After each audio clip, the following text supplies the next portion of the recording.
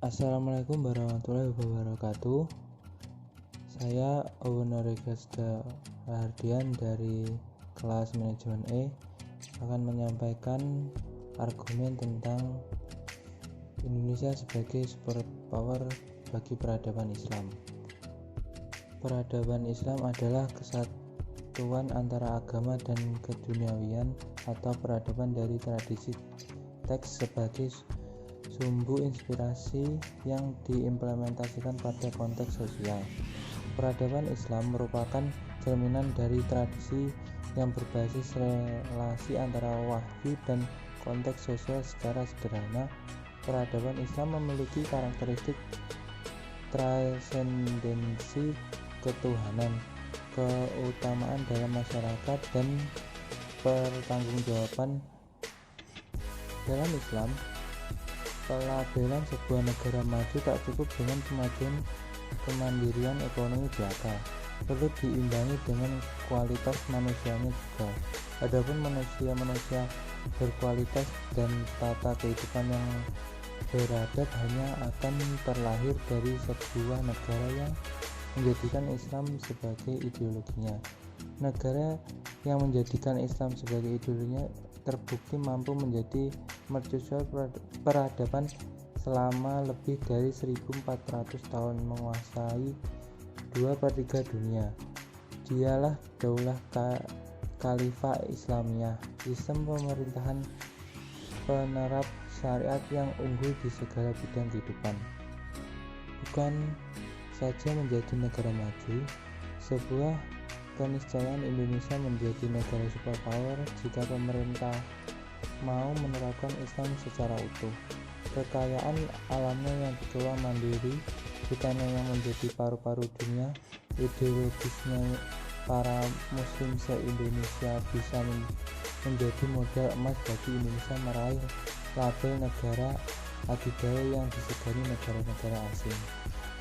Tidak hanya berhasil membangun infrastruktur dan memajukan perekonomian, namun mencetak manusia-manusia beradab, taat syariat, serta melahirkan para generasi unggul tonggak kemajuan peradaban. Berbicara tentang Indonesia adalah berbicara tentang Islam di Indonesia. Ini hanya karena alasan statistik, demografis, dan sosiologis saja. Umat Islam adalah mayoritas di Indonesia. Karena itu setiap visi tentang Indonesia pada dasarnya adalah tentang visi Islam di Indonesia.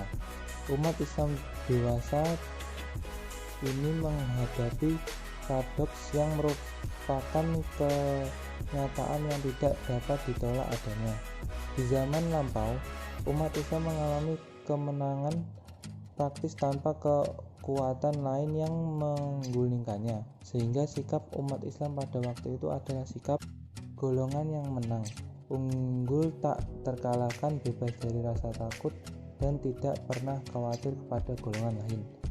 Namun, meski saat ini umat Islam merupakan 87% penduduk Indonesia, ide negara Islam secara terus-menerus dan konsisten ditolak.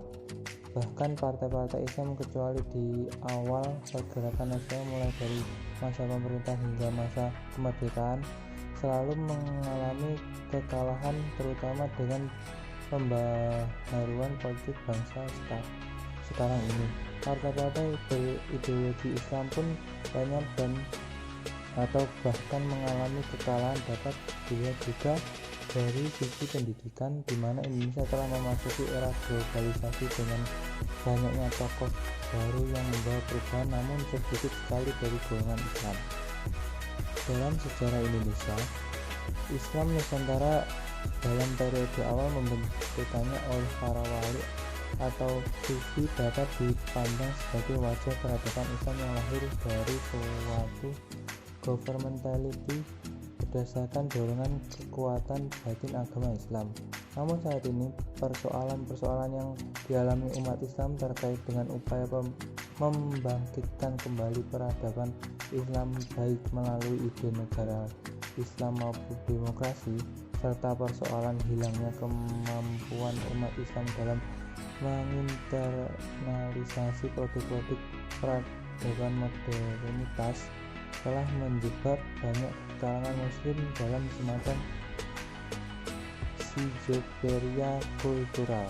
Sebagian kalangan muslim sangat gandrung dengan wacana pemikiran dan keilmuan barat, memahami dan menguasainya, serta mengkritisi dan menyelaraskan Islam dengan wacana-wacana tersebut. Tindakan-tindakan yang dapat dilakukan ialah: pertama, membangun spirit baru menuju peradaban baru. 2. Kesediaan mengadopsi ilmu pengetahuan dari segala sumber. Ketiga, rekonstruksi makna kehendak mutlak Tuhan. Keempat, memposisikan diri sebagai umat penengah. 5. Pemberdayaan umat dari segala lini.